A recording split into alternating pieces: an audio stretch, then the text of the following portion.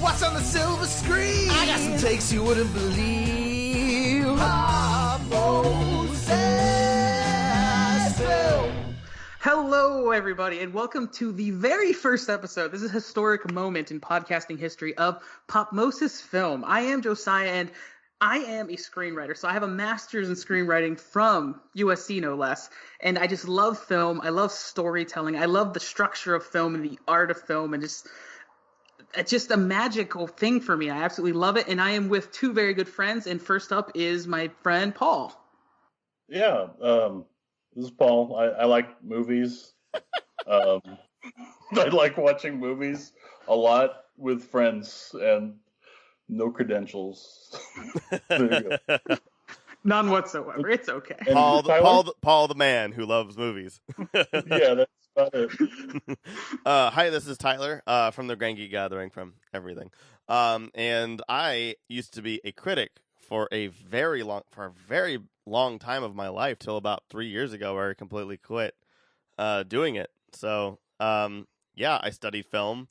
I absolutely love film as well, and I love critiquing it, talking about it. Awesome. That's like half your life, right, buddy? You're like, wow, that's a long time. I'm 31. I know, it's crazy.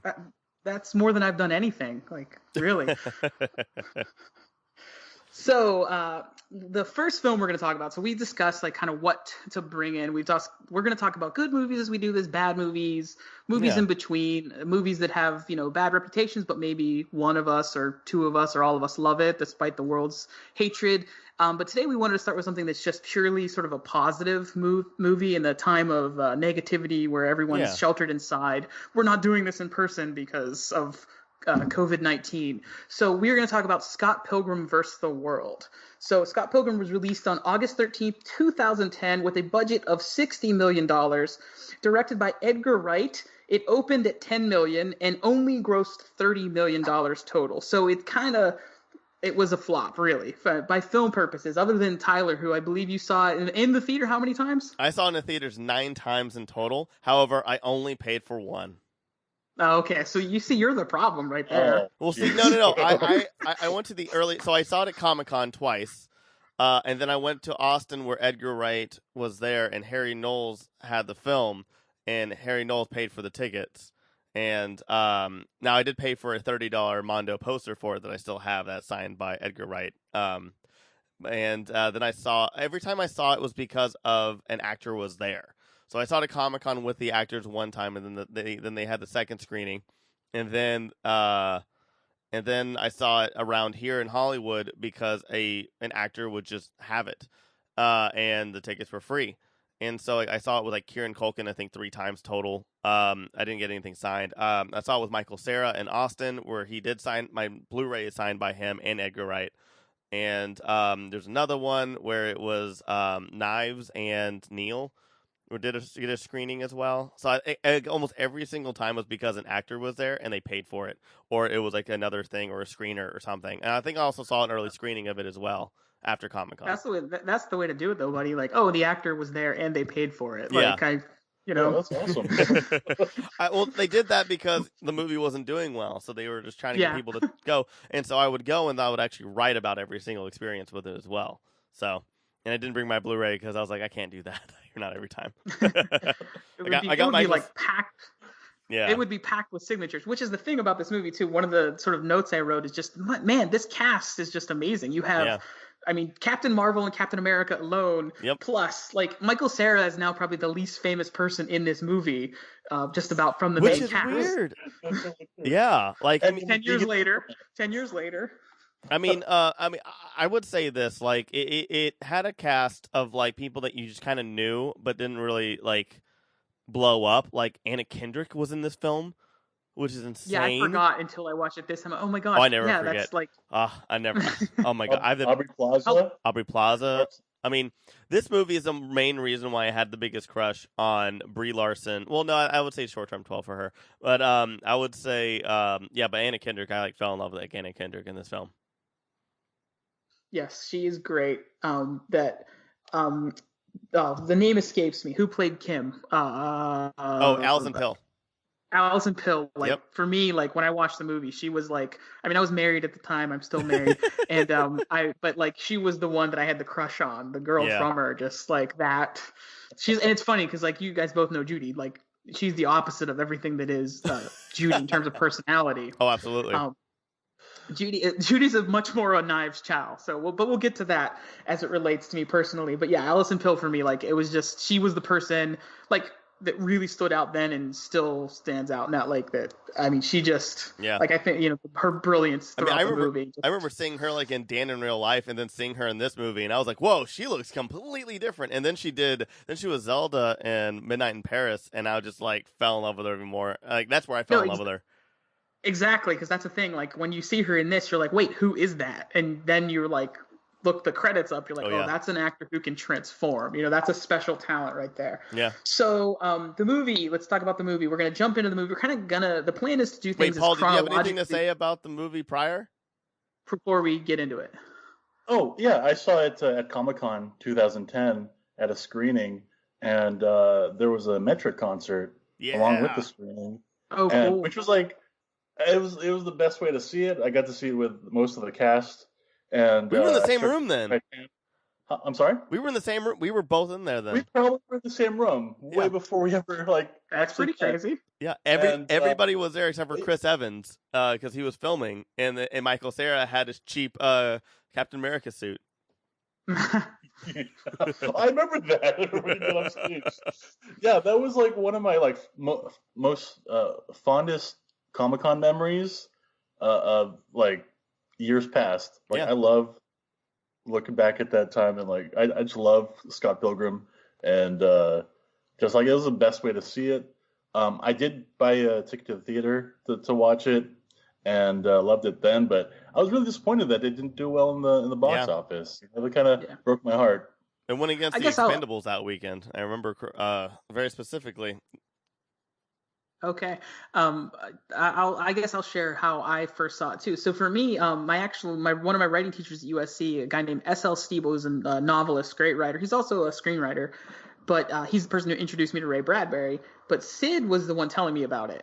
And like, it was on the surface something that you wouldn't think he would mention, but he was like talking about it from a writer's point of view, because that's how he views everything. Yeah. And he's like, you have to see this movie, because he knew me, so he knew I would get the movie on that level, but he was just in love with it. I forget, hopefully I can remember, he had one thing that he just despised about the movie, but it's like one thing out of like 100 kind of things. But that was how then Judy and I went and saw it. We just bought a ticket in Long Beach, specifically where we were living at the time, and I knew of the comic, but I had not read it. Yeah. So I did not read it until after the fact. And I know that like Judy was the same thing, and she's not a comic reader. She every now and again, but we both went and bought it like pretty much instantly to kind of read what was coming out. So are we now ready to jump into the movie itself? Absolutely. Yeah. Okay, so the movie, it's very referential, looks at the music industry in a funny way, a lot of Nintendo references, more than I remember kind of thing. Yeah. Maybe because I've been playing more retro games now than I was when it came out, so I'm more in tune with that stuff. So so many very specific video game references in there, and we're probably not going to touch on hardly any of them, but it's just fun. It's the movie of Easter eggs within Easter eggs within Easter eggs, which is the same with the comics. It's just you can watch it again and again and again. I can see why Tyler's seen it 50 times, that you can find that much stuff. And I have no idea how many I've seen it. But I'll say this. It's like an ogre. It has layers. You're referencing another movie there that's escaping me. It has a big donkey in it. Oh, yeah. It's supposed to be... Oh yeah, it's not a big donkey. So an ogre. And I knew the name of the movie, but wait, what? Okay, you scared me. I was gonna get to it. That's all. Oh, got it. But Scott Pilgrim is the movie of the day.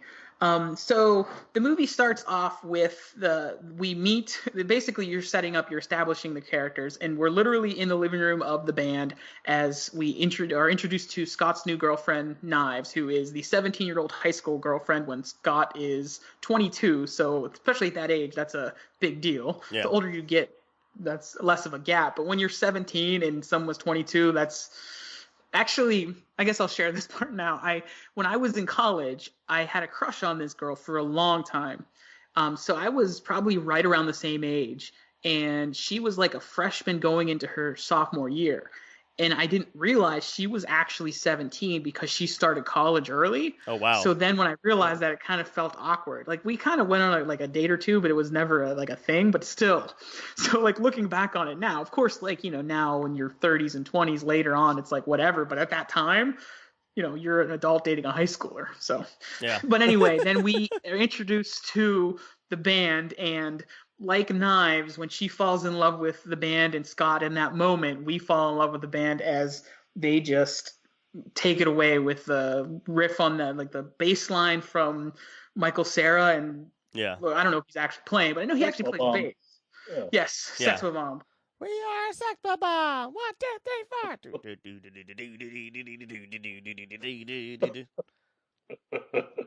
Gonna get sued for that. It wasn't 16 seconds. Copyright infringement. It's true. Demonetized.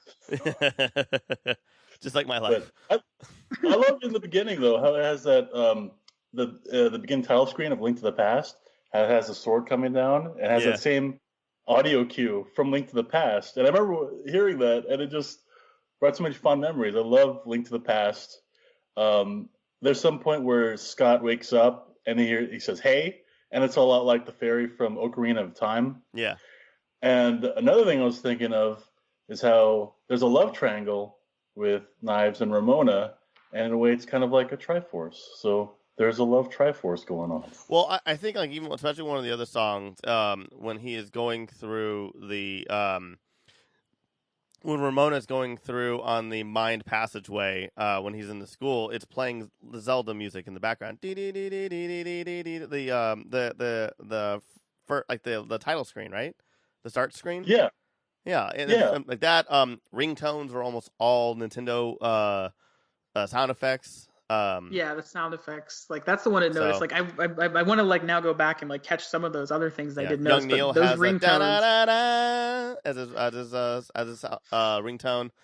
And he's the one who Young Neil is the one who explicitly mentions Nintendo and Zelda, and so when she's like, "What do you play?" assuming he's in the band and he's holding his Game Boy, which was like the most I could relate so well to that moment. That's like me with girls until I met my wife, right there. There was one, and probably even still with her. To be honest, there's one continuity error in that movie though that drives me up the wall still today. Twice he calls young Neil. So then at the end when he says, "You are no longer young Neil, you are now Neil," it doesn't actually make that much of an impact because Scott actually does call him young Neil twice, and it's like, oh man, it was almost perfect. Almost perfect. I never noticed that. You must have watched way more than I have. Yeah. I've seen it way too many times. I actually like I said, established that. Yeah, like I said, you guys just watched it last night or today. I saw this a month ago and I still remember everything. Like everything is just like I think I have almost the whole movie memorized too. But and the narrator for both the game throughout the whole entire movie is also Bill Hader. Did not know that. Yes. So Bill Hader is not only the narrator of the entire. It's like Scott Pilgrim was dating a high schooler. He's also for like the actual game where it has Nega Scott and everything like that, the ninja game. And so, was it Ninja Revolution? I think is what it's called. Yeah, and that's like one of my favorite things because like that's like an additional thing that's only in the movie, not in the comic book. And there's a bunch of other things like that the movie creates, and I feel like I love this. I love the comic. I really, really, really do. I think the film is better. I love the comic. I think it's phenomenal. I just think some of the stuff is just a little too much, where the movie just really encapsulates and makes it, I think, a little bit more consistent. I feel like the twins in the comic book are just too much for me. Yeah, like watching it again, like especially the back end of the comic book. There's some parts where it really meanders. Like I think there's like a comic where it's like over the summer and the time is stretched out. Yeah. The movie, it just starts and it goes. The story just continues, and like from the editing to the writing, everything continues that flow. It just flows. Like it was like brilliant. And like I said, my writing teacher who turned me onto the movie, that was what he loved about it. The writing. And it's a really amazing filmmaking where writing and editing combine. You can tell Edgar Wright was a co-writer as well as a filmmaker, because he's like it's written to be like edited weirdly, like beautifully. I fully believe it is the best edited film of all time. I have yet to watch anything that is so smooth with transitions or I never really could put it into words or anything like that, especially when I actually wrote my review for this film. But something about it felt so superior to almost anything else I've ever seen, and I didn't know what it was. And then there's a YouTube video that is available now. I'll find it and put in the link for this. A guy basically talks about the editing of this film, about that the film is a panel, that the film goes through the panel thing where things will zoom up into the right corner, up, down, and and everything is directional in this film, where the camera goes and where the film goes.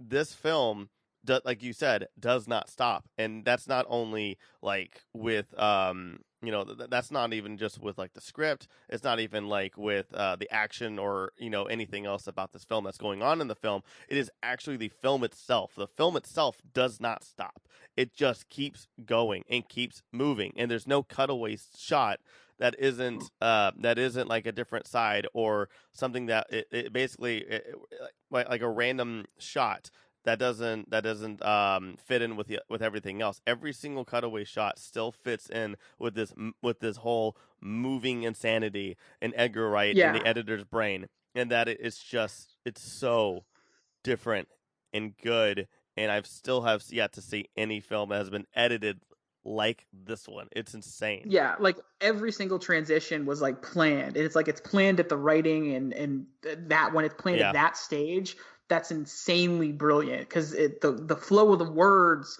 also help those transitions, and then the camera movements, and then things like a character turning, and then when that character turns, it's another character and you're in another scene. It just everything it's swings together beautifully. There's one specific example where it's Scott that turns, and when it turns around, it's Stephen Stills that's facing you now, and that's one of the more obvious ones. Yeah, it's the one going from them talking about knives to the party, right? Yeah, but if you weren't paying close attention, you would think it's the same character talking, continuing the conversation. It's so effortless, and it doesn't bog down the movie. Because I remember a movie that tried to be kind of similar would be the Ang Lee Hulk, where it tried to edit in a comic booky way. Yeah. And it was to give it credit, it was the first film that tried that. That's true.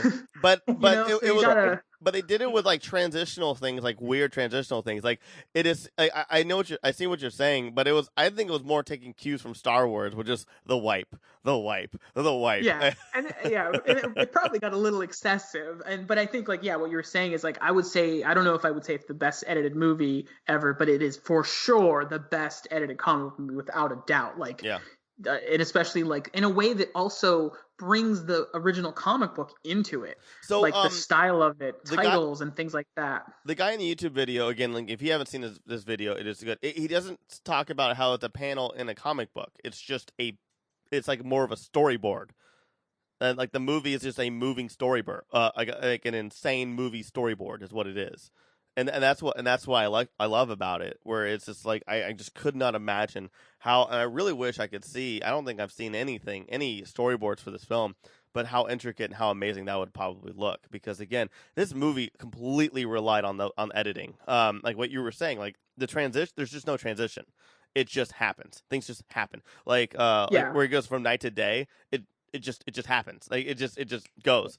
Or Scott, the transition from where he's in his living room being tackled by knives, and then it goes straight to a library, like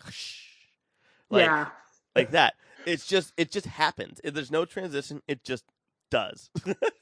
Sorry, Paul. Did you want to say something? Oh yeah. Well, I remember when he talks to Envy on the phone. And, they broke up, and you could see carnival photos kind of in the background of their relationship deteriorating, Yeah. And it's nice visual cues and that are very economical and really tell a story without overtelling you the story, without overdoing it.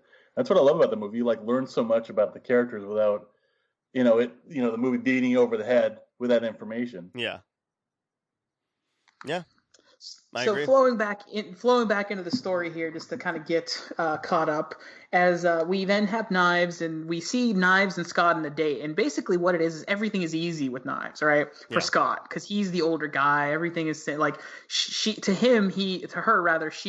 is to Knives, Scott is God. And then, really, he's it is the like epitome of cool, I think, is what it is. Whereas, like, yes, exactly. Yeah. That hipster cool that the movie kind of pokes fun at. In her mind, Scott is like the epitome of that. Exactly, he's the epitome of cool in that. Clearly, he's not. But yeah. So we have. That's the edit kind of things. Where are we at? Okay. So then we meet Ramona. That's a significant thing. I lost my train of thought right at meeting Ramona here.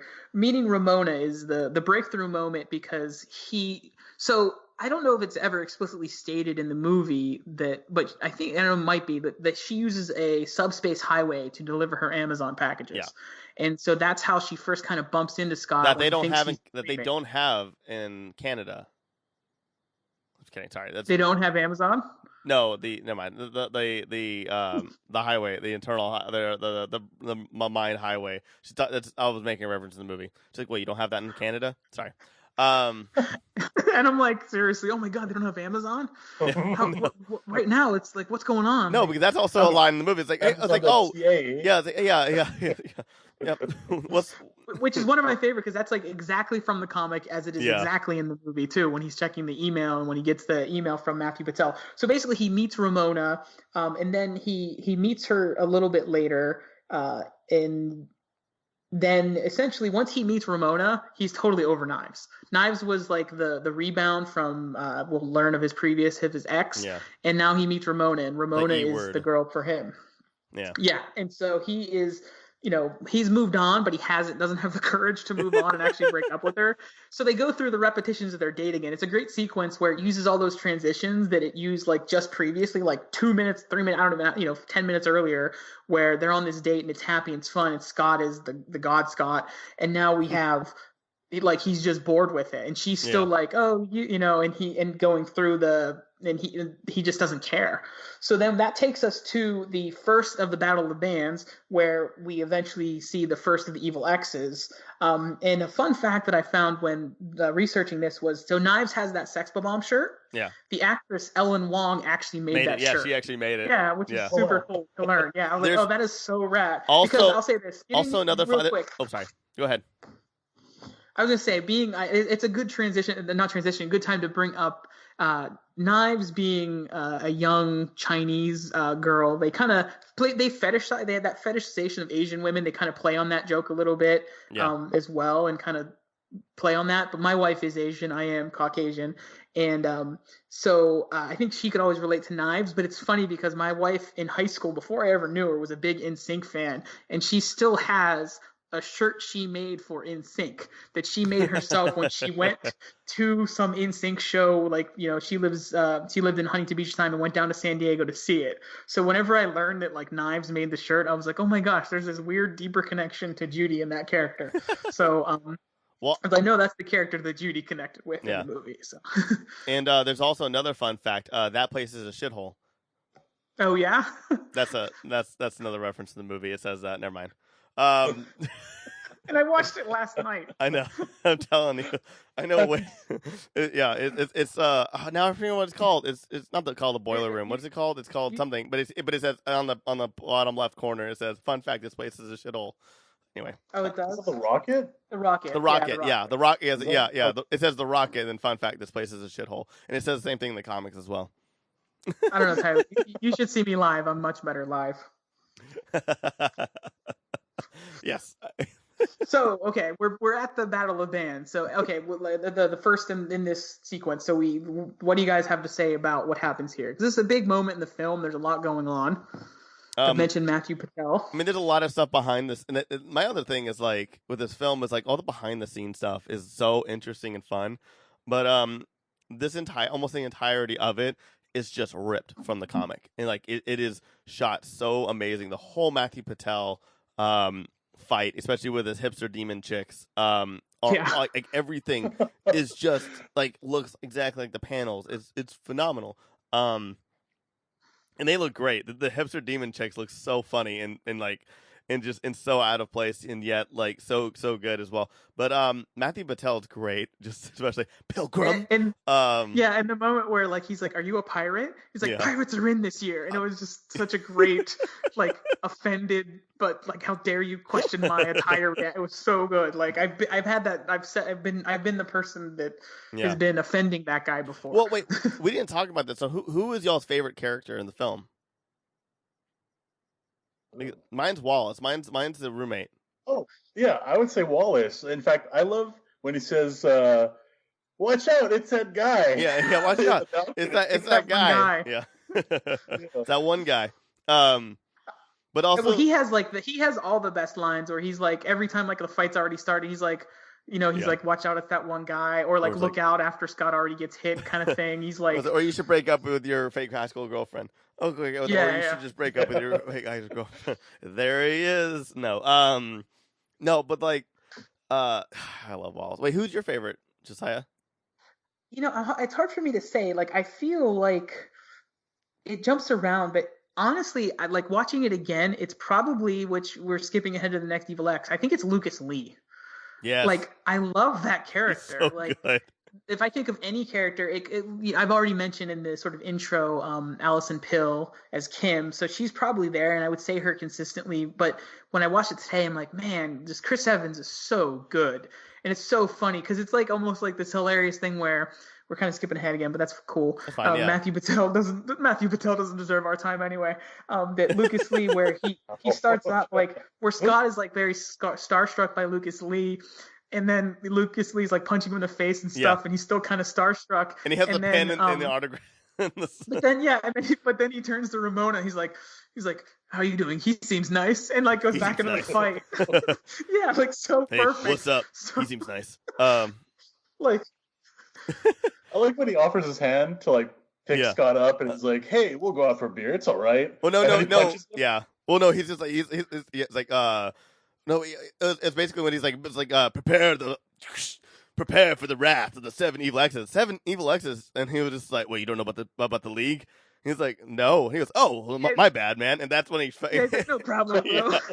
No problem, man. And I think part of why I love that character is he's that guy that in real life he's just such an awful jerk, but yet you like him. Yeah. And we all know that person, and you want to not like him, but you like him. And I think that's who he is. Like, you're like, you can punch me in the face one more time, Lucas. So, but I'm going back to the Matthew Patel thing. One of my favorite trivias for that film is the whole time was that Kieran Culkin was like, "I don't know if I can catch another guy." And so Edgar Wright just grabbed his face and just started making out with him. And he goes, "All right, now go do it in film. Now go do it in shot." That's like one of my favorite things. There you go. That's a leader. A leader. That is a leader. He took one for the team. Oh God, I love the Battle of the Bands. I also like the music. One thing we're not talking about is the music is just so fantastic. It is. Beck did so good. Like that's part of what helps those transitions and stuff. Is the music. In the film is just amazing. I really wish they actually kept in because they actually made the song for "We Hate You, Please Die." The one that they actually sing in the movie, it was actually a different one. That was actually a completely. So if you have the soundtrack, it's actually a completely. Yeah, wasn't different. there there's one that like this song kills the audience or something. Yeah, but that was like their finale. Yeah, the one that kills the audience. But "We Hate You, Please Die" is an actual like full length song. But I also love the joke of it being like so sad. Thank you. Yeah, and like where the name of the song is literally longer than the song. Yeah, that was just. The best. That might be the best. Oh, no, sorry. Yeah, that's right. Sorry. No, "We Hate You, Please Die" is one that they gave. But anyways, yeah. But then Wallace is like, "Hey guys, it's not a race." yeah. It's not a race. And he's like, "Yeah, some of the best jokes are in this scene. Like you said, they're exactly from the comic where he's like, we are crashing the boys,' and Wallace is like, is that girl a boy too?" Yes. I think also the head guy of the band was Michael Cera's roommate too, or something. Of the kind, but like everybody in that film was also like weirdly connected too. It's really, or like all the secondary characters are all like connected to like Michael Cera, because originally I think from what I He's read, from Toronto, correct? Or like near Toronto. I'm probably. pretty. I know he's Canadian, but like I think like even Gideon wasn't even supposed to be. Oh my god, why am I forgetting his name? Schwartzman, Jason Schwartzman. Yeah, Jason Schwartzman. I thought it was supposed to be like I think there was a rumor where somebody was saying it was Clark Duke, and that would have been amazing to see them together again. But yeah. Anyway. So, just a couple key things going on in that scene before we move on to the scene we've already begun talking about with Lucas Lee is Scott is at the Battle of the Bands obviously playing. Yeah. Ramona shows up, as does Knives. So it's kind of this great moment. There's a funny joke too where Knives is like telling the story of how they met, and Knives, being the awkward girl, like can't tell it well, and she's like, "Well, I was on the bus with my mom," and Ramona's like, "Is that seriously the whole story?" Yeah. It's like where like I'm like at once laughing and yet feel bad for Knives, which is great because I think that's what the movie wants. You want you to like be laughing a little, but feel that sympathy for her. Well, the original. Can we talk about the original ending? Let's save that. Let's save that. Like we'll get to there because we're going. That's true. We're doing a relatively good job of remaining on the sequence here. So. Alternate endings aside, and another great thing there is like because this is where Scott's totally over Knives, and now Knives is like just totally becoming more obsessed with Scott. And there's a joke where, "Are you even allowed to date outside of your own race?" Where I think that's what like Michael Cera, what Scott says to like try to like make her like feel like it's like not less okay of a blow. Somehow. Yeah, like it's not it's not you, it's me kind of thing. I think that Brian Lee O'Malley had actually said in an interview that was actually something that was actually said to him. Oh, really? Yeah, because he is Asian Canadian, so yeah, and that's why the whole thing. I think his character. And I guess I can relate to that joke. Like it's established. My wife being Asian, specifically Vietnamese, like. Yeah. I can connect to that because there's definitely been things where, on the serious side where there have been challenges with me being Caucasian coming into the family. Just very early on because it was like sort of, I always felt like at the beginning, like just a general distrust, and it wasn't like a bad thing. People were still kind, but it's like they, like Judy's with her parents in particular, they love me and I love them so much. That I owe them my life in a lot of ways, but it was that kind of cautious because they're part of like a tighter community, here in Orange County, California, where I'm living now. And they, they do business with Vietnamese people to support Vietnamese people. So when their daughter shows up at the house with this white guy, it's like, well, I'm not sure. And obviously it took time to get over that. So I could kind of relate to that joke. So yeah. Now I don't think they could imagine a better son-in-law. I hope. I sincerely do love them dearly, and I'm glad I have them. And I've learned a lot about dating outside of my race. So, at the risk of getting too serious here. So, from that scene, now we can transition to Lucas Lee, which we've already talked about. And so it's basically and the great transition again because Ramona and Scott are just walking and wandering off. And before that, we first meet Lucas Lee because. The great little seeds planted where Wallace is reading a newspaper, I think that he's on it, and then the trailer is on the television, and he's you're gonna hear 2 clicks, the phone hanging up, and my pulling the trigger, that kind of thing. Pulling the trigger. I say my pulling the trigger. Yeah, he has an action hero voice, the very cliche action hero voice. Yeah, totally. It's kind of funny to think that it's ironic that he plays, essentially a character from the Expendables, and the Expendables is what killed this movie at the box office. True. So, and again, we've already talked a little bit about this scene. So I think I've talked the most about this scene. What do you guys have to say about the Lucas Lee sequence? I think it is also almost all the fights are almost directly taken out of the comic, except for the twins. Is completely different, which is good because I hate the robots. Same here. So, I think Chris Evans is so good and is a scene stealer. But okay, here's another thing I actually want to talk about because a lot of people shit on Michael Cera. I think Michael Cera was perfect in this film. I don't think I could see anybody else in this role. Because yes, Michael Cera is off and in a wimp as he should be, but he also can get weird, and I don't see a lot of actors who can do the same thing as what he did to this film as well. I believed him as Scott Pilgrim, and there's a lot of people who still hate him as Scott Pilgrim, and I don't understand it. I agree. Before I saw it, I had like Michael Cera as the lead in this. That was my thought. I'm like, what? And because I knew what the movie was about and sort of the nature of the character, even though I hadn't read it. And I was really not on board because of that. Like that was a big. But then when I saw it, like he's great. You believe it. Yeah.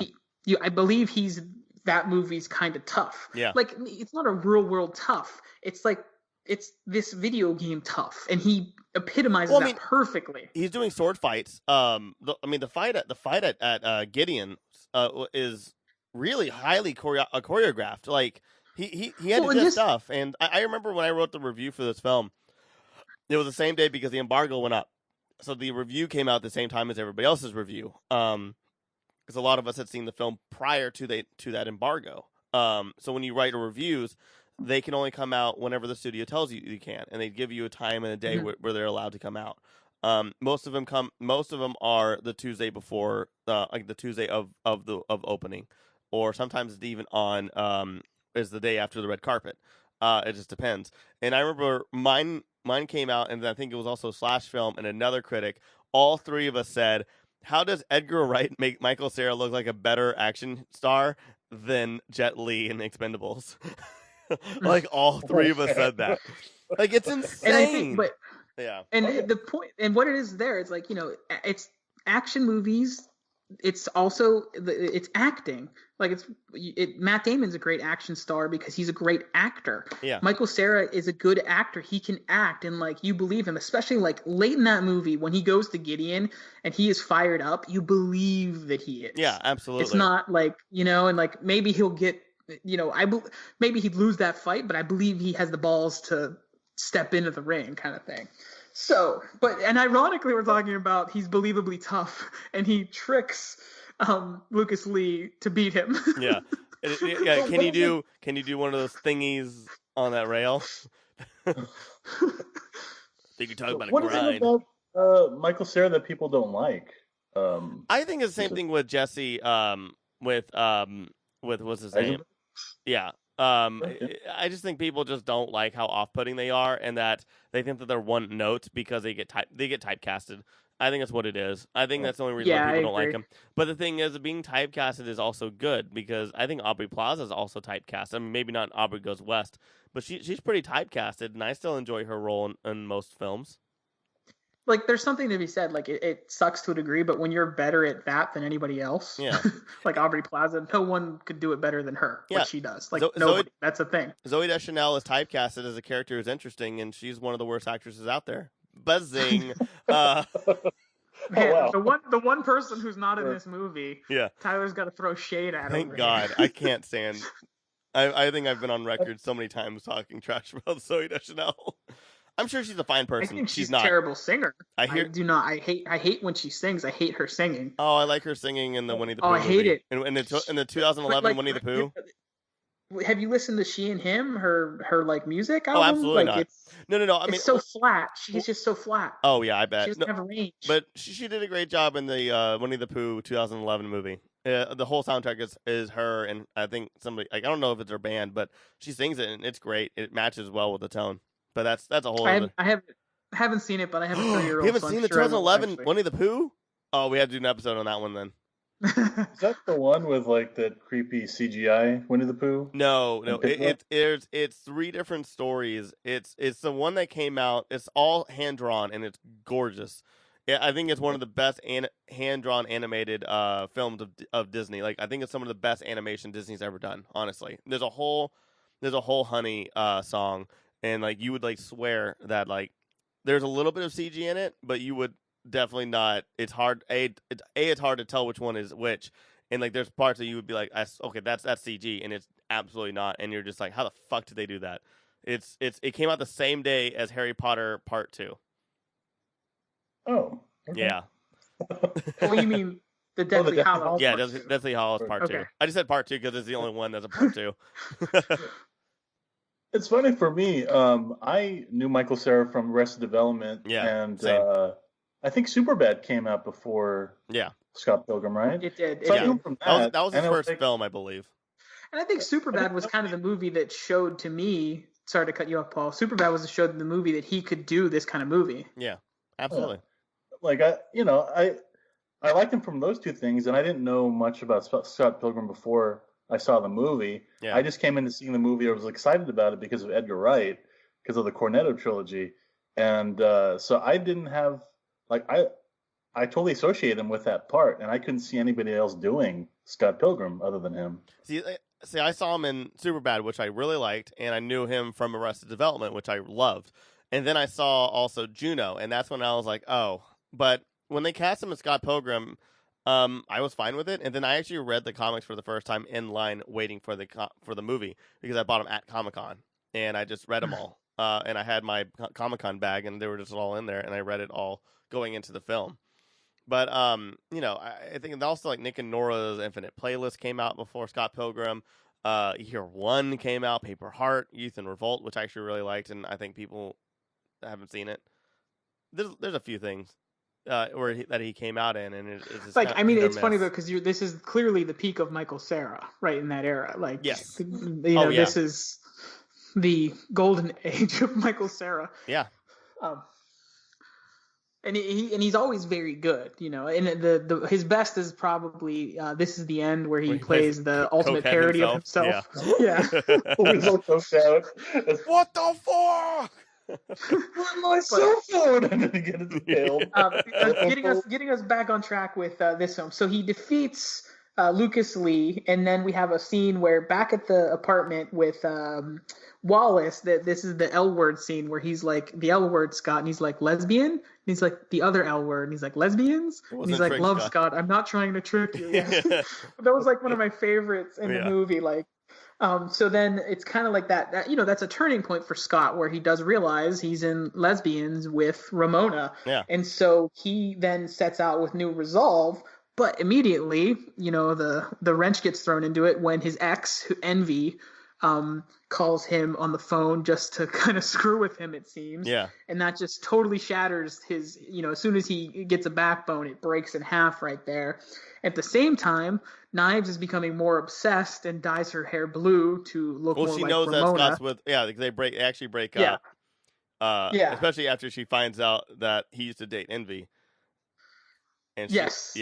Oh yeah, that's exactly. In the record store, there's that key scene, which was where they break up, in the record store. Yeah. And like just she tells him that she loves him. Love. And love is a fume, and he just wipes it away.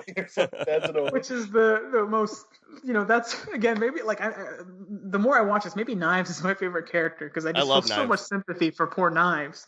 And she really does truly remind me very much of Judy, and it's not just a race thing. Judy will listen to this later and be like, "You racist." But that moment in the record store, truly beautiful film moment. That can hold up to like anything. Where like when Paul said, when he like flutters the little fluttering heart away. So then we have our next. Which we have all the players in place now with Ramona and Envy. Envy is part of a band, Clash of Demon Head. So the way they left because they got a record deal and became a big deal, and that's when she left Scott in back in Toronto, and she moved on to bigger and better things. But they are having Sex Bomb open for them, just kind of again to screw with Scott. So anything to say about the Clash of Demon Head sequence and the evil ex who is Todd? So one thing, that's actually Brie Larson singing. She's a phenomenal singer. No, I think Brandon Routh was just awesome. No, he was totally was. I love the vegan police. Yes. And like when they take his powers and they jump off and high five. Yeah. It's so great. Well, I love the fact that Thomas Jane and John Romita Jr., right? Clifton Collins Jr. What? Clifton Collins Jr. Yeah, sorry. That they're both vegan and like really, really proud of it. I actually, going into the film, and I actually was like hoping for that it was Simon Pegg and Nick Frost as the vegan police. I was like really hoping, but it didn't happen, and I was like, oh man, that would have been such a cool like cameo. That would have been pretty rad. But it didn't happen, so oh well. But Yeah, man. So the key here in terms of the story is you have in one band both of their evil exes. Yeah. Well, you have the evil ex, the one who stole Envy away is Todd, and Todd is also Ramona's, whatever. Yeah. 9th grade ex or something. I love also like the rhymes and all the art that was drawn by Brian Lee O'Malley as well throughout the film. Love it so much. Yeah, we totally overlooked that, like where you have a really cool way to utilize the exact look of the comic book in the film to connect it to its source material, but also a way that makes those memories unique. If you just saw like a flashback with people, it's like whatever. So yeah, we also like overlooked the whole party scene where he meets Ramona Flowers and he stalks her. Oh my gosh, you're right. That's what I'm saying is like this whole film is just so good at storytelling and it's so fast that like even us just going through time to talk about the incidents of the movie, you forget things but like some of the stuff like those shots are brilliant, especially him talking to her. I mean, it's ripped from that, but not like that. But it's so visually appealing. And it's in so that sequence at the party, that's the I keep saying, oh, my favorite line, but the one that stayed with me is I'll leave you alone forever now. How's he say it? I'll leave you alone forever now. Yeah. At the end when he says it to Ramona. And the great thing is he's doing the Paku Paku line thing, right? Yeah. And earlier in the movie, he gives that speech to Knives, and Knives is just blown away by it. And Ramona is just unimpressed. Yeah. Completely unimpressed. And it's just great because, Scott's going to have to work for this girl. Obviously, this is before even battling the exes with the party scene. And it's just great how it's great writing to play on that moment earlier. Yeah, I don't know how it's in my notes and everything and totally overlooked it. It always cracks me up, that montage of him stalking her to the party. Yeah, until she leaves. No, and that's the other thing. Like, and another thing in the movie is once she tells him about the League of Exes and everything like that, we had to fight we had to defeat. My seven evil exes. Ever since then, in the rest of the movie, there's like X's in the background of stuff, especially if he's near them. So like the one where he finally meets Roxy, in the alleyway. Yeah, on the street. Yeah, he's got his X-Men the X-Men patch on his jacket, and then there's those 2 patches on the crosswalk thing. Yeah, the crosswalk thing, and then also and there's 5 because of her. Yeah, because it's Roxy's number 5. And so even when he's walking in the path with Ramona, there's like an X in the snow. Yeah, totally. Yeah. It's funny because it's like things that I didn't realize I saw that I saw. And it's and like I think it's stuff like that about this film that really differentiates it from any other film. I think there's a lot of films that do have references. They have like little things in it, like things that don't matter. For some strange reason, Scott Pilgrim has this energy in this whole different storytelling of things that's just from the background. Like you essentially can just look at a shot and know what the hell is actually happening if you've seen it or if you actually had any knowledge of the movie prior.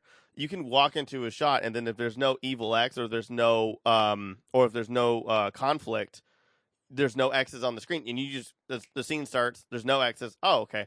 There's not a fight, but like then there's different colors being used, and there's like music and so many other things that you can realize what the hell is happening in the scene. And totally. It's it's like a depth of storytelling. You have the story that you can just superficially follow, and it's easy to follow. But then you have those things, the subtle things, like the numbering for the X's too. Like they each have their number when. There's different places like between the two, we haven't quite talked about Todd yet, but there's a point where Scott has the 4.5 shirt because he's kind of like rattled at that point, and just like things like that like the subtle things and and there's other more like intricate uses of those kind of things. Yeah. So here at the Clash of Demon Heads show, so again, we have Brie Larson singing, which I didn't realize because it was funny watching it today. I watched last night. I watched it sort of my focused watching it. And today I was watching it with the kids kind of running around. And when I watched it today, I was like really trying to pay attention. I'm like, I think that's her singing. It seems like it sounds like it's her singing. She's really good. And I had the soundtrack. I don't own CDs anymore, but I used to own it on compact disc 10 years ago. I remember, I think Judy. Showing your age, dude. I know. So in the soundtrack, she doesn't sing records. it. It's metric in the soundtrack because I have the soundtrack. I have the soundtrack as well. Okay. But in the movie, it is her. Yeah. No, totally. Because my thought was, I want to check the soundtrack. But okay, in the movie, it definitely sounded like her. Yeah. And it's because it's like that kind of pop song where it's like a good song, but is it really a deep song? You know, like the whole music industry level of sort of poking at the music industry in this film that we haven't really gotten into. It's really, this scene really encapsulates that. Yeah, and if you read the comics, when he writes in the end of the comic book, he tells you all the songs he was listening to as he was making the comic book, and some of them appear in the movie as well. I don't know if it is, I don't remember if Black Sheep is in the comic, but yeah. So. Yeah, and I think this is, the scene where actually the reference is made by this is the scene where the reference is made by young Neil that you should see them live, they're much better live. Yeah when they just saw them live, like that joke there.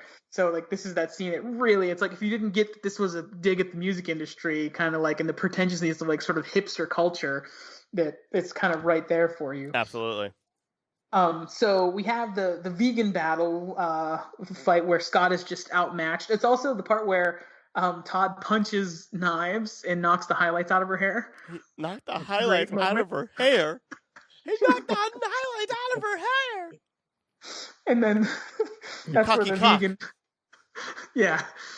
And I heard that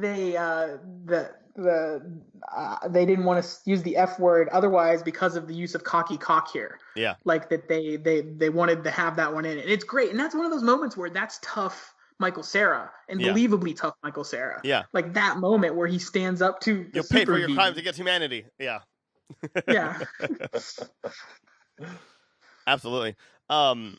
Yeah. I love the vegan police. I love the fight. The fight is so well done. It is so well done. And the transition again, where the camera does that, like where the camera moves in, and then it just like through the alley where he gets knocked into the wall, where the bass battle actually starts.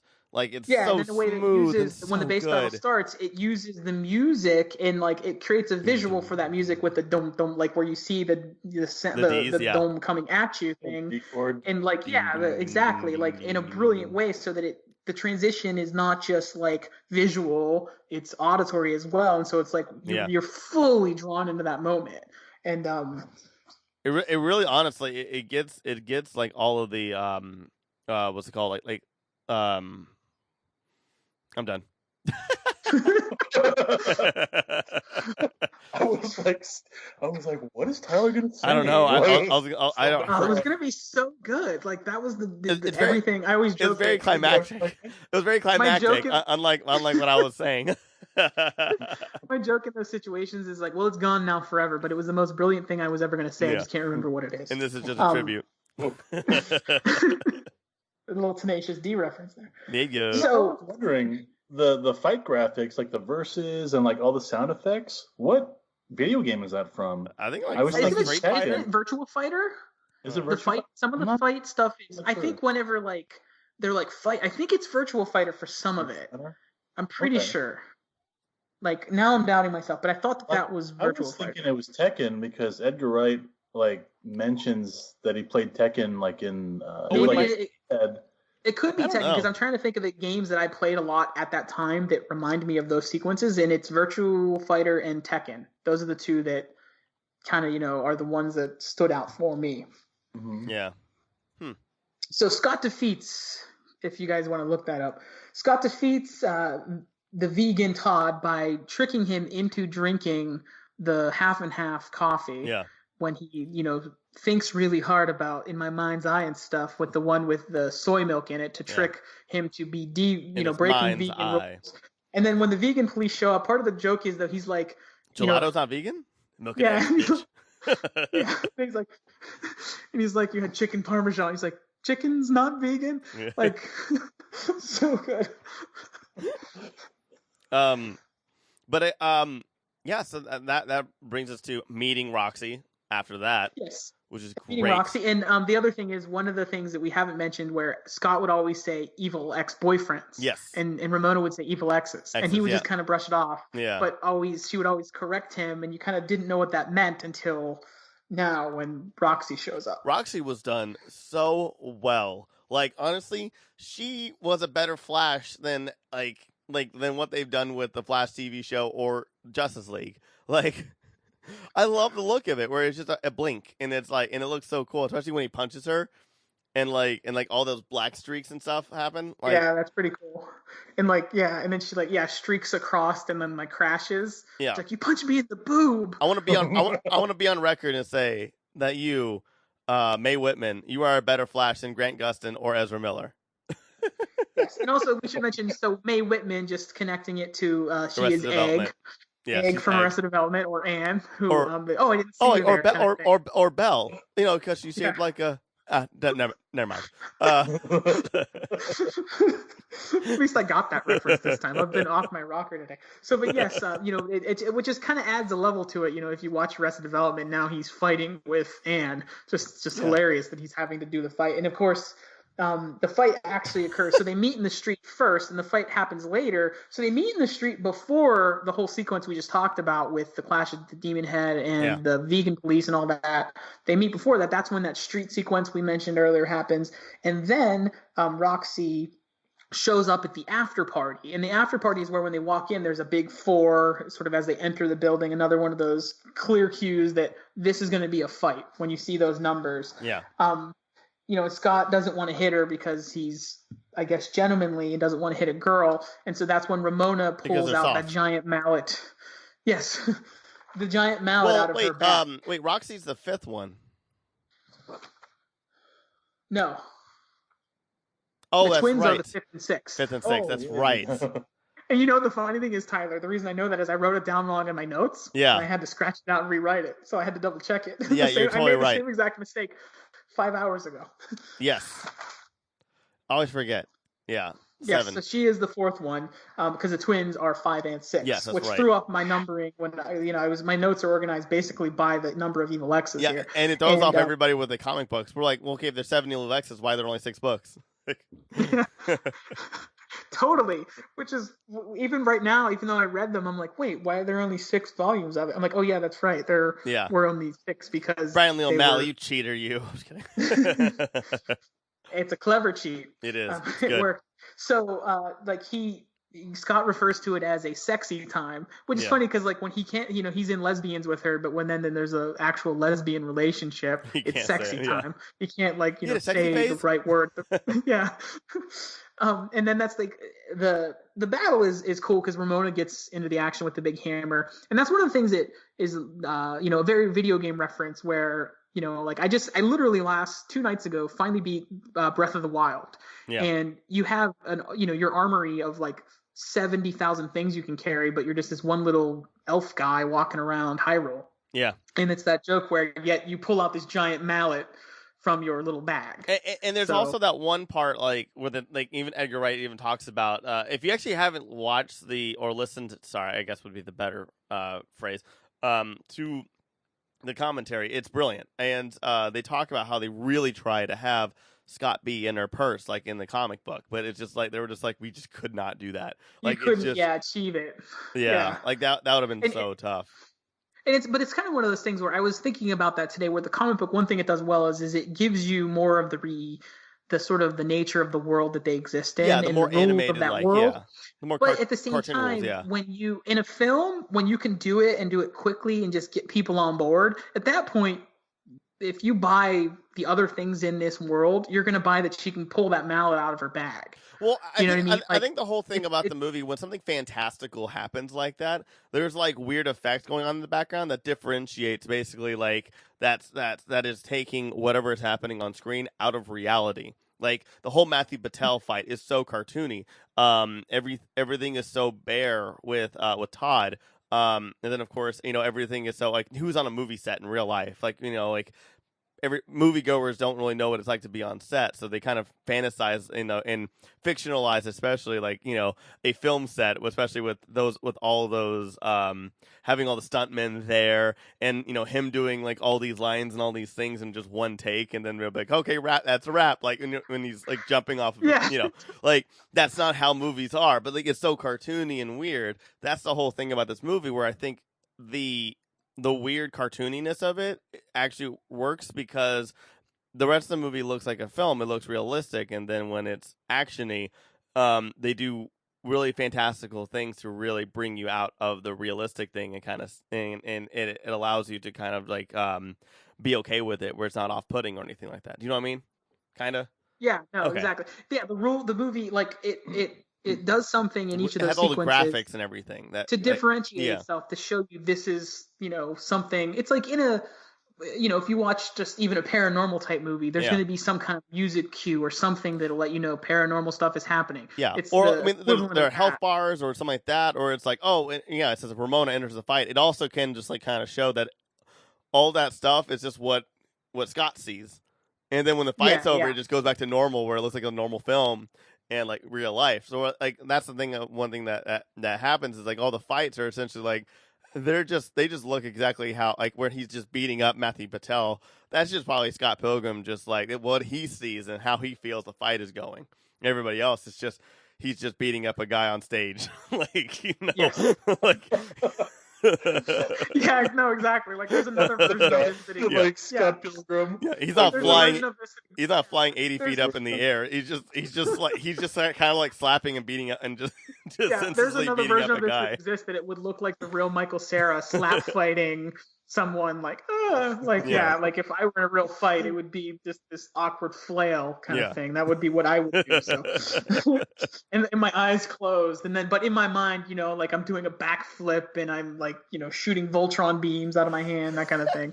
So in your mind's back eye. to the plot of the film here. So he defeats Roxy by touching her spot behind her leg, which essentially causes her to orgasm, which is what happens, and that's how he defeats her. So it's the most unique victory. And it's a cool thing though. It's like I think it's Scott won't fight her, doesn't want to fight her, but he has to defeat her. So there's a way, he's the one who has to do the defeating to each of these evil exes.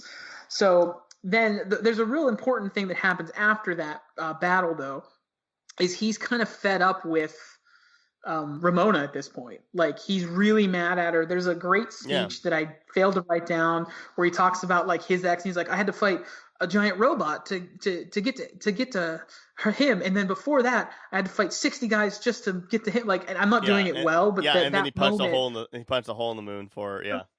Well, that's for Kim. So that was actually the prequel comic about Kim. Okay. Yeah, and they actually made that into an animated short that you can find online as well. So I have not seen that.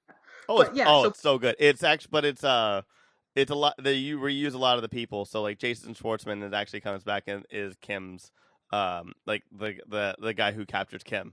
It's kind of cool. Oh, cool.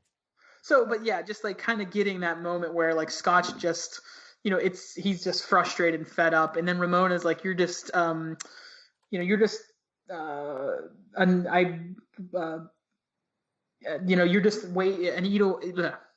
you're just an evil ex waiting to happen, something like that, she says. Great line. To kind of, and then she walks away from Scott, where it's like, boom, there you go, like drop the mic moment. Ramona is out, and then we learn of the next is the Katagawa. How do you say this one? I wrote it down. Katayanagi, yeah. Katayanagi twins. Yeah. Because I wrote it in my notes and there's no N, and I'm like, that I feel like that's wrong. Katayanagi twins. Katayanagi. So the twins. This is where you get Katayanagi. Yeah. Katayanagi. To any Japanese listeners, I apologize. Katayanagi. So the twins. I'm just going to call them the twins for my own sanity. Right.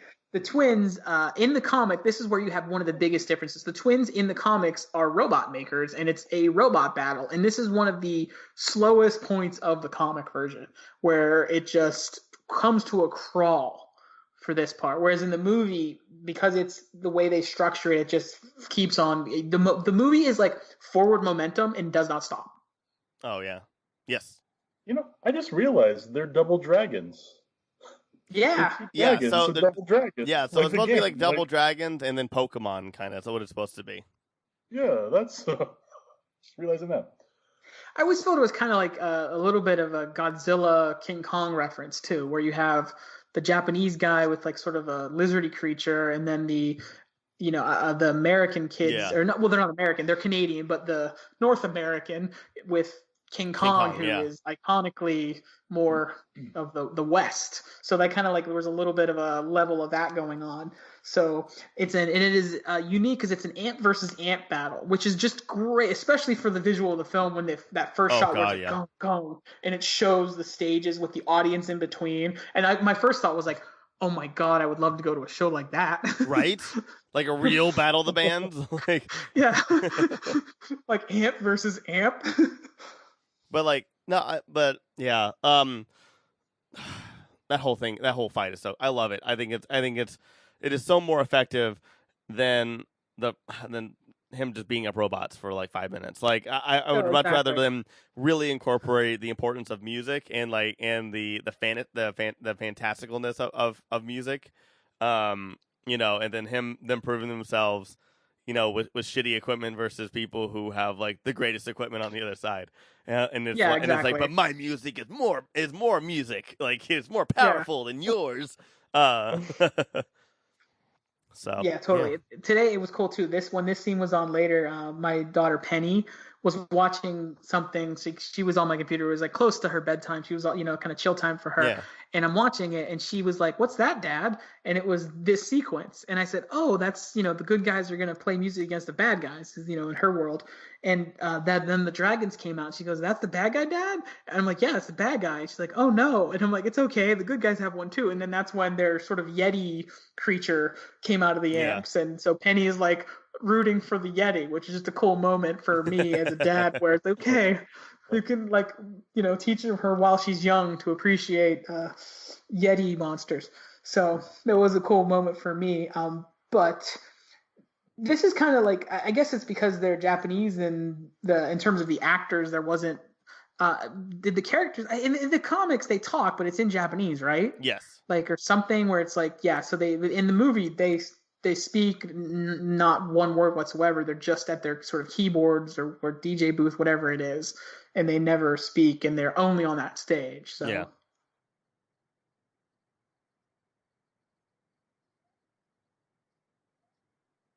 And then, so then after this, we get the whole. We actually before this. There's two. There's Gideon. Yes. Right. Go ahead.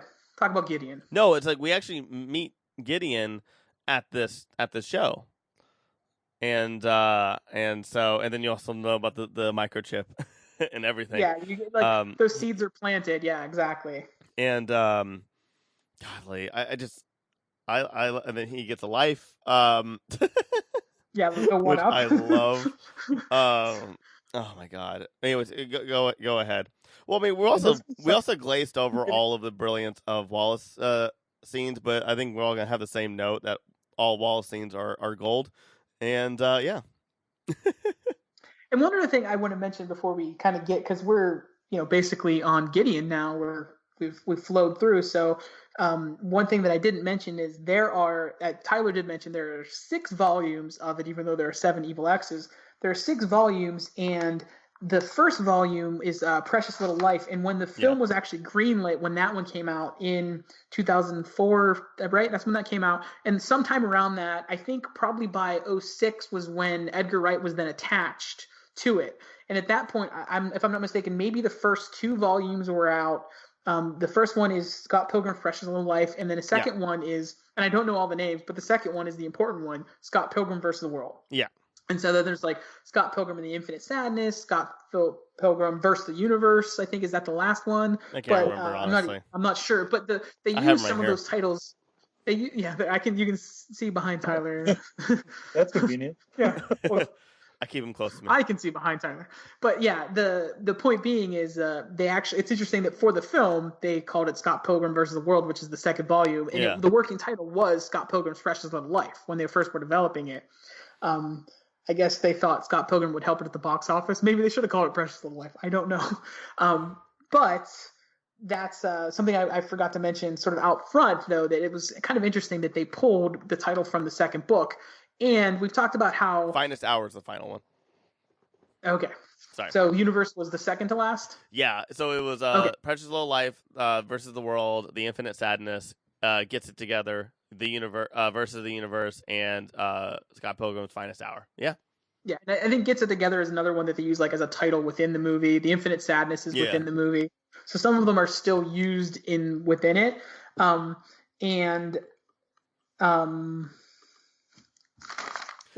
when the movie was being made, the final comic had not come out yet, and yes, that is a key thing. Yes, so and we've already talked about how this sequence differentiates a great deal from the comic with the robots, and really from there on out, like this is where things go different directions in terms of the stories. Yeah. Isn't this where Gideon signs the band too? Yes. And he goes, I was in a dark place. Sorry about this illegal election. Like all dismissive. Yeah. And then I love later where he gets upset because he's like, you know how long it took me to get all of their contact information? 2 hours. Which I can relate because I'm trying to make the spreadsheet for the list of movies for this podcast, and it's taking me like 2 hours to do it. Oh, no. We're going to have to fight for this one, Paul. I blame my kids. I blame my kids because when my daughter's awake, if I'm on my laptop, she'll want to like watch something on it. So I can't get work done on my laptop when Penny's around. So Gideon in the final battle, right?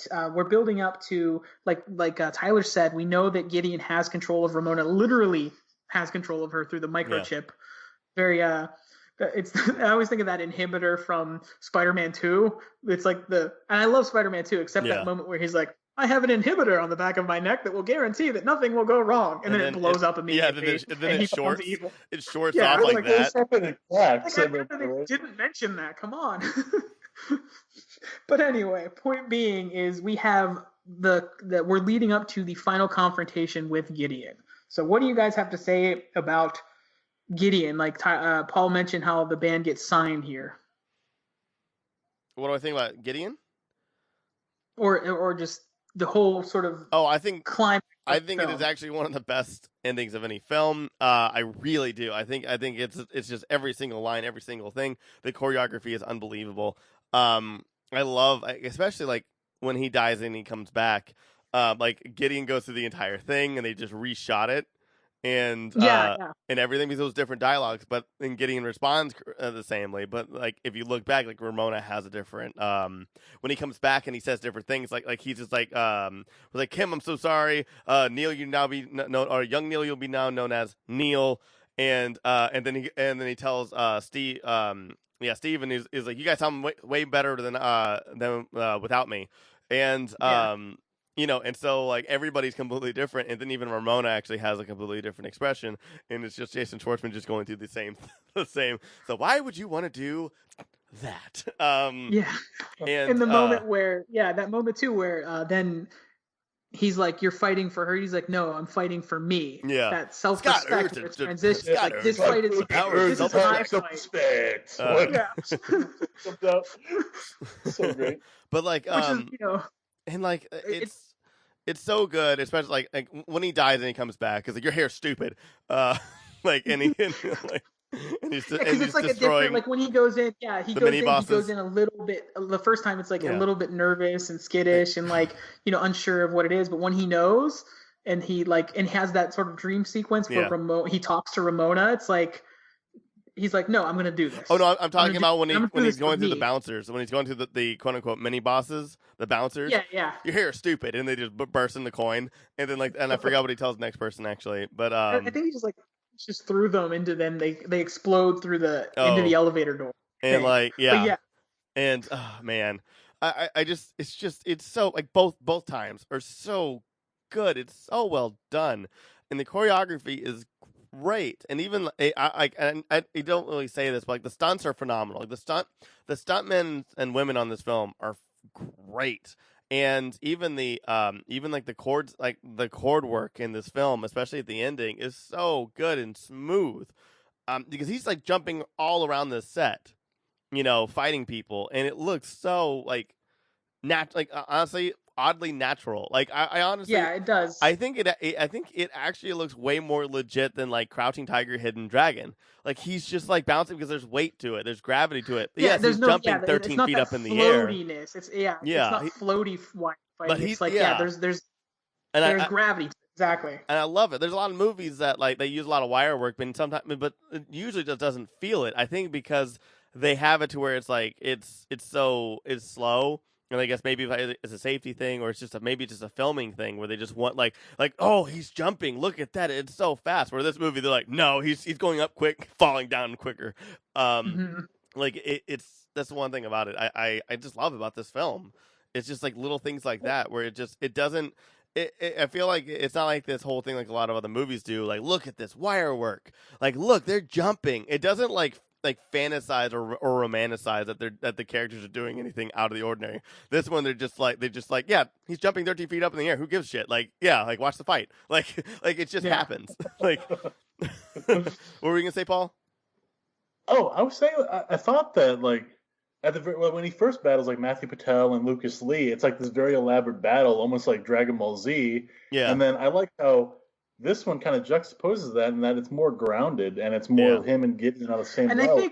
And I love that juxtaposition. Absolutely. That it's like more realistic. Yeah, and especially like the Matthew Patel, like you said, it was like he's literally shooting fire. So it starts out this like super absurd, unrealistic Bollywood dance number with fireballs and flying kung fu to then like a very grounded, real for this movie fight.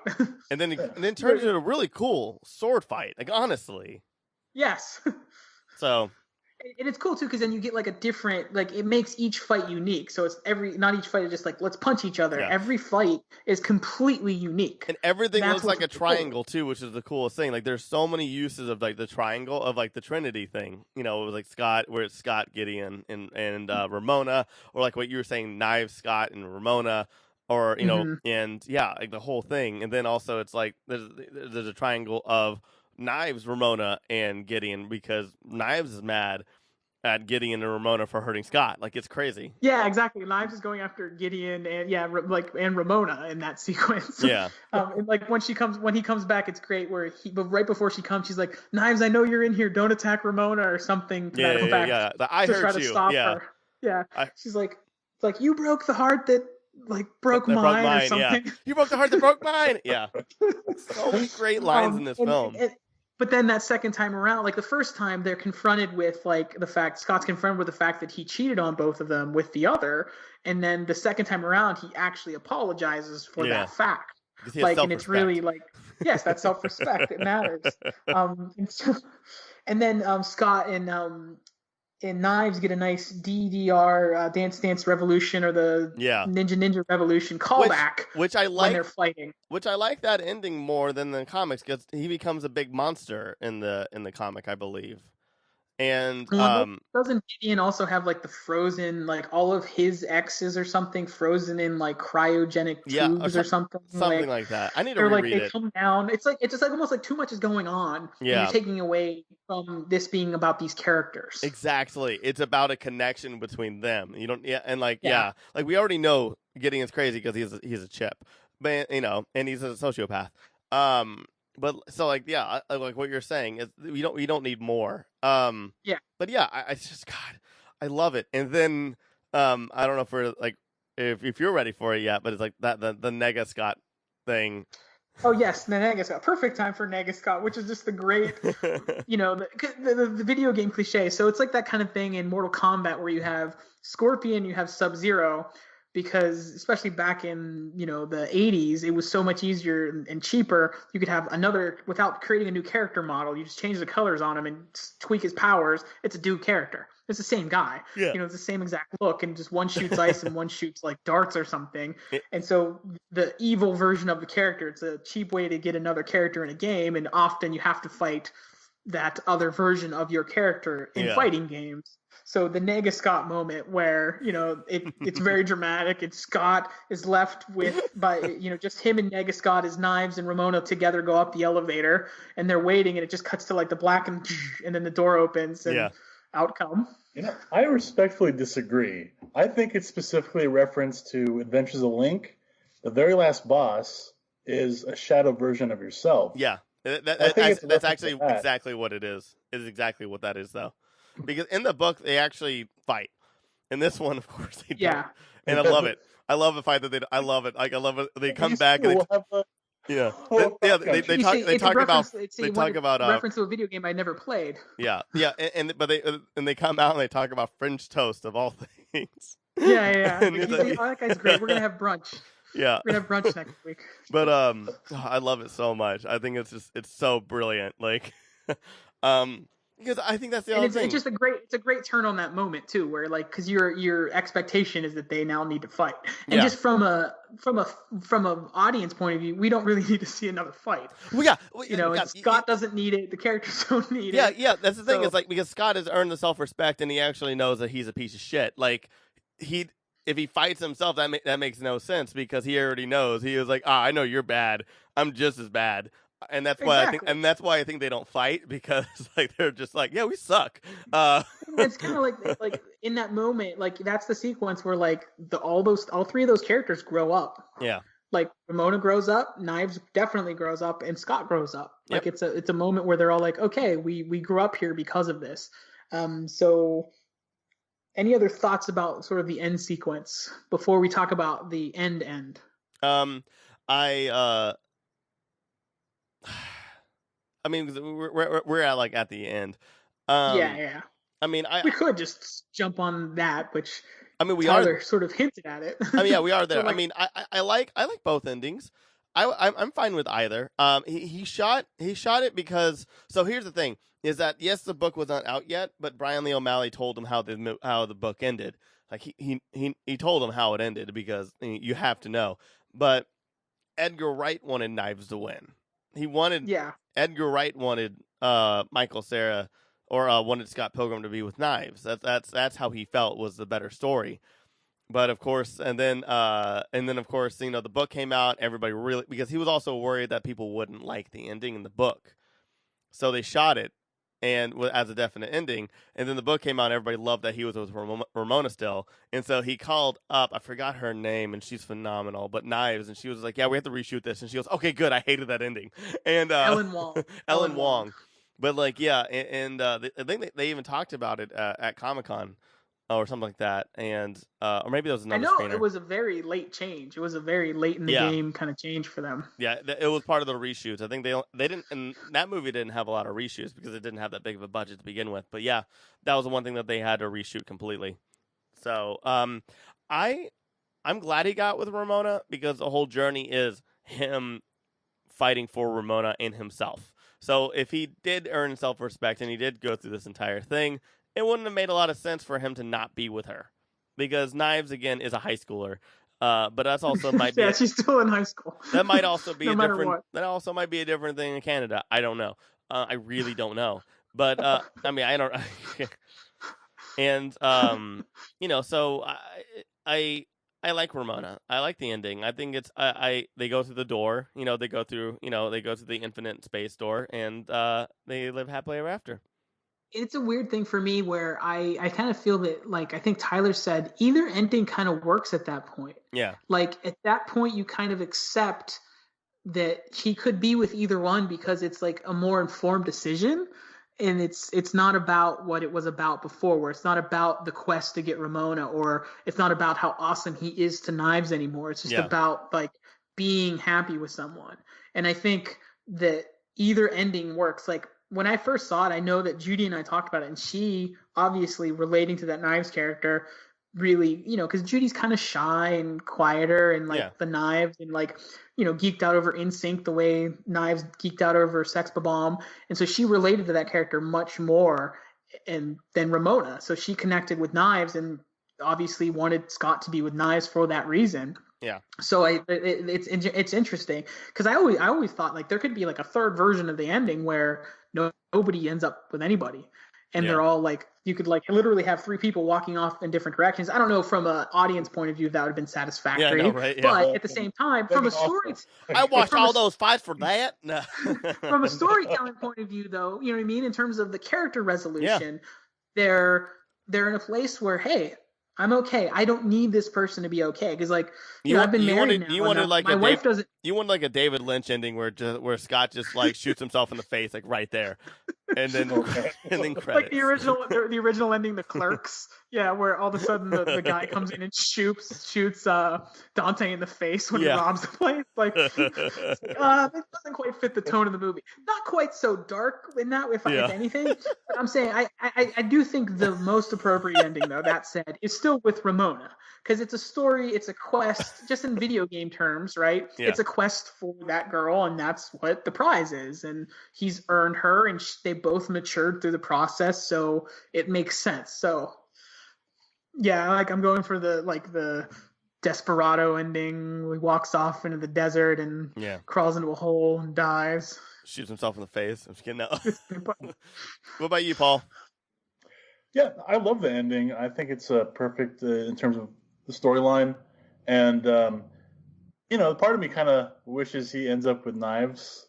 I like how she says, she's too good for him. Yeah, and there's a moment. I think I love that line too, and I think this movie to me is just like a perfect movie. And there's nothing I would do to ever change it in any way. It just works so well. Yeah. There's a moment that hints at the knives, that him ending up with knives right before that too, where, earlier in the movie, he's all like insecure about his shaggy hair. Yeah. And that's like a whole thing that we didn't talk about. He's insecure. So he's wearing the hat. And Ramona's like, why are you wearing the hat kind of thing? And then Knives mentions your hair's getting shaggy at the end after like we won the battle.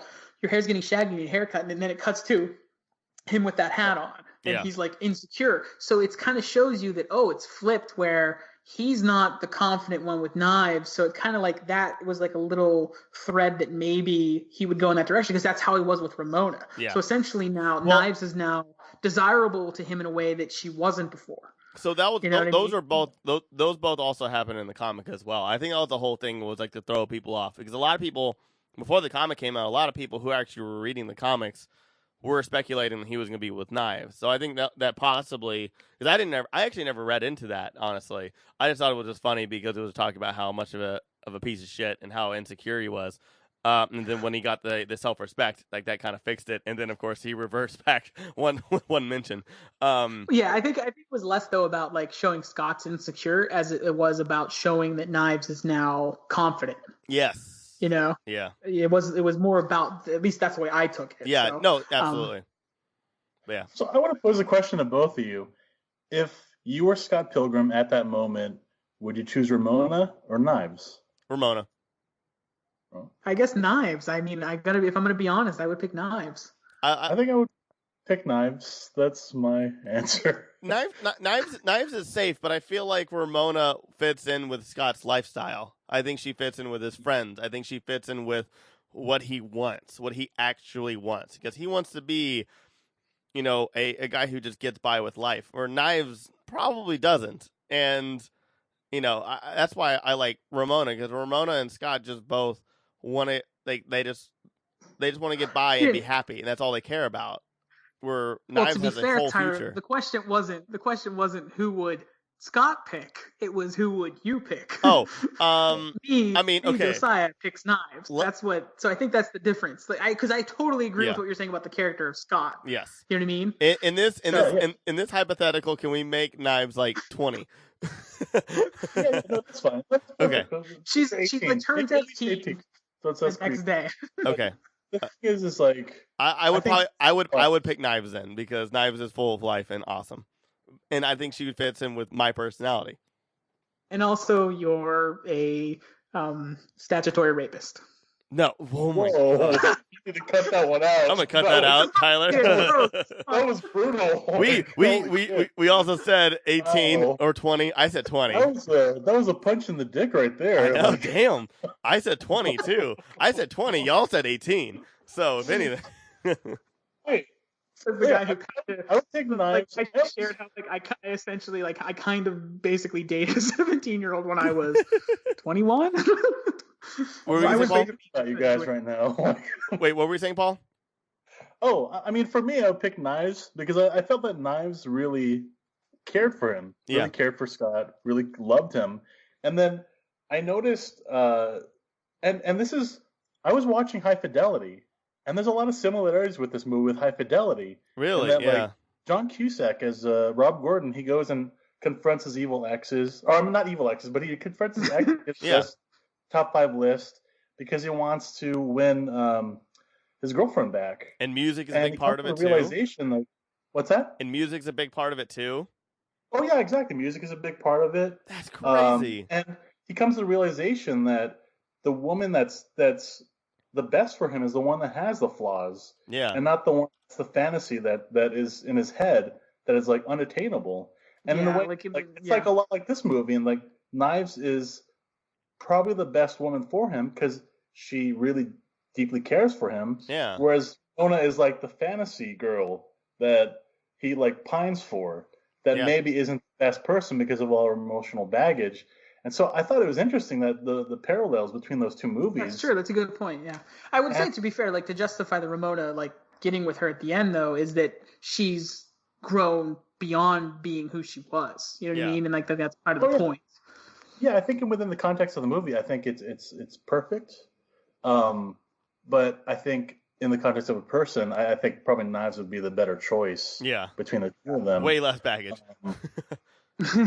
Yeah, like if you're asking like what's the sensible decision for, you know, Scott to have probably I don't want to say happier, but an easier relationship with less drama. Clearly, I mean, when you have an ex with a guild or league of evil exes. Yeah, I also felt bad for Envy, you know, because whenever he called her by her name, now I forgot what was her Natalie. Natalie. Right? He calls her Nat. And she like Nat, and she like, you know, like cries, and she's like, nobody hasn't called me that in a while, and like I was like, man, she's a tortured soul too. Like she would have been good to go back to too. But yeah, you know. That's like like if you have like these little sub follow-ups with these characters, I want to see some more from Kim and from Envy, like. Yeah. And that's one of the things that is definitely great about the comics is you really get fleshed out B stories for those other characters as well. Like you get a lot more of everybody else. Like you care about Julie, you care about Scott's sister, whose name is escaping me for a second for some reason. Stacy, yeah. And Como, who knows everybody. Like everybody has this personality, and it's awesome. But yeah. Alrighty. So, Scott any Pilgrim. final thoughts on Scott Pilgrim versus the World? It's a perfect movie, minus the 2 times he calls young Neil Neil.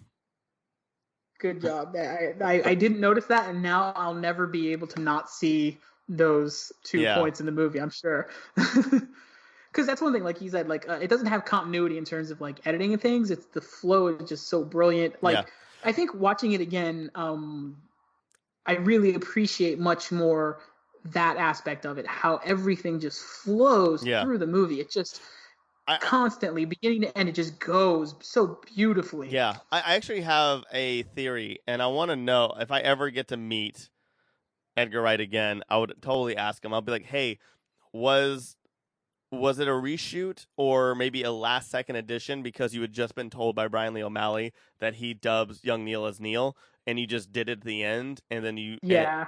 And I actually have a feeling that that's probably what happened, is that they were filming, Brian Lee O'Malley finally put in his... he probably had one of his final drafts, and then like maybe that was an additional thing that he actually added in to, maybe in his final draft as they were making it, where he's just like, hey, I'm going to have him tell Neil that he's no longer young Neil. And he told... and they told him then that line may have been written that day of the shoot. Just like, and they had already filmed the other parts, and they were just like, yeah, we can't really do anything about it. So maybe I'm guessing that's what happened. Anyway, well, hopefully you'll find out and let me know. Yeah, I'll find out for us. He'll be like, what? I don't remember that. What are you talking about? Yeah. Him and his snarky Britishness. As I will say this, as a big fan of Baby Driver, that I am, I think that this movie is I think this is his best film, and I think that this is the best use of like a combination of like using music to carry on a film of his of his filmography. I love Baby Driver, and it's great. That soundtrack is awesome, and the music really works in the film, but it doesn't do a good job for me at storytelling. It just sounds like good songs that are just playing. Where Scott Pilgrim, every single song has something to do with that scene or how that character feels. The music is part of the storytelling. Yeah, most of the music was written specific to it, like the Beck Ramona song where Scott plays his like version of it, and then it kind of comes back later with the proper Beck version of the Ramona song. Like the songs, there's other songs in there, like the one they use for Knives, the 17 one. Yeah, the teenage. Yeah, like that's the name perfect. Is escaping me, but yeah, exactly. So when it uses an outside song, it's the absolute perfect outside song. Or Black Sheep being directed towards Scott Pilgrim, like having the song Black Sheep is awesome. Like, yeah, I love it. Anyway. So my final thing is something that I think I probably wrote in my notes but forgot that was kind of a cool factoid too, is because I kind of covered everything I kind of feel about the movie. I love it. I love this movie so much. It's just, when I saw it, I kind of didn't know what to expect. Like I said, it was recommended by a teacher who is, he's over 90 now. So, I mean, 10 years ago, he was 80 then. So he's an older guy. So you would not think it would connect to him. But especially it did. This film, to be honest. Yeah. That's crazy. Yeah, that's great. Exactly. Because it's like such a, quote, young film in so many ways. And he really loved it. And he knew that I would connect to it even more so. And one thing though is that I learned over time was the plum tree thing, right? So Scott has that plum tree shirt on, and it's a band, Plum Tree, and they have an album called Predicts the Future, and on that album, it's from 1998 that Brian Lee O'Malley was listening to when he sort of conceived all this, is a song called Scott Pilgrim. Oh yes, so that's right. Where it came from. So I wanted to, that was literally in my notes to mention at the beginning of it. So we'll just, from my point of view, sort of here as we wrap things up, I just, think it's such a cool, we're talking about how music is so integral to the film, that music is where the name of the character came from before the film was even thought to possibly be the film, when it was just going to be a comic book that, Brian Lee O'Malley was hoping to sell to maybe 1,000 people, and it just completely blew up. And one other thing, my favorite Comic-Con collectible is a signed lithograph print thing of all the characters with the titles in Japanese instead of English, signed by Brian Lee O'Malley from 2011, which is the first time I ever went to Comic-Con. So it is my favorite Comic-Con exclusive. And of course, like, they had a set of, like, you could buy like a set of 4. There was like Scott one, a Ramona one, and maybe like a Knives or something, and then like the whole crew. And I was like, I'll just get the whole crew, kind of get more bang for my buck. And I was like, oh man, I should have bought all of them. Why did I not buy all of them? Yeah, I mean, for me, I've always loved this movie, and it kind of broke my heart when it didn't do well in the box office. Yeah, same. Especially because it really resonates with me. I mean, I grew up with Nintendo and Super Nintendo, Link to the Past, Ocarina of Time, all of that, and to hear visual and audio cues from that game in the movie, I felt like it was more like a personal movie, like made for me in some way. Yeah, and I feel like we're the first generation to grow up with like Nintendo and Super Nintendo and all these video game references that are like a fabric of our lives. Yeah, and the generation before us didn't. They had like the Atari and stuff like that, but they didn't really carry that into adulthood. Whereas we carried, Sega Genesis, all of that stuff into our adulthood. And thanks for mentioning Sega Genesis for those of us who didn't have a Super Nintendo. Oh yeah, sorry, I didn't represent everybody. Thanks, appreciate it. It's very. I mean, my first one was N64. I wasn't allowed to play video games. I wasn't allowed to play video games until the N64, where my friend gave me his N64. He gave him his N64 when he got a Dreamcast, and I had to hide it. My parents had no idea I had it. Oh wow! Oh, yeah. Were you like Amish or something, or like what? No, my parents were just stupid. And I was ADHD, so they were just like freaking out. It was like around the time that they figured out that something was wrong with me, so they were like, nothing can distract this child. So yeah. Instead of giving you something to do, like we would go to Blockbuster and rent a Super Nintendo or rent an N64 like during the summertime, and that was it. Where we'd rent do a 5-day rental like twice during the summertime, or my friends would bring it over, or I would go over to my friend's house. Yeah, womp womp. And that's another thing. Like a lot of the characters in like Scott Pilgrim reminds me of an old a friend of mine back in high school that acted a lot like him.